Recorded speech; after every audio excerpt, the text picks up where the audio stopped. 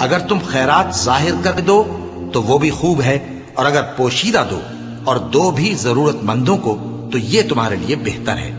اور اس طرح کا دینا تمہارے گناہوں کو بھی دور کرے گا،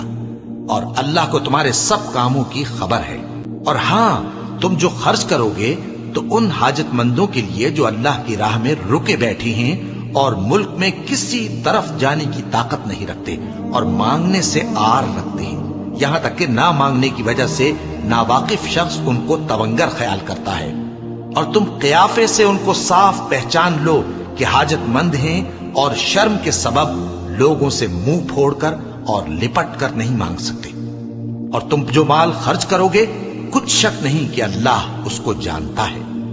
جو لوگ اپنا مال رات اور دن اور پوشیدہ اور ظاہر اللہ کی راہ میں خرچ کرتے رہتے ہیں، ان کا صلہ ان کے پروردگار کے پاس ہے، اور ان کو قیامت کے دن نہ کسی طرح کا خوف ہوگا اور نہ غم۔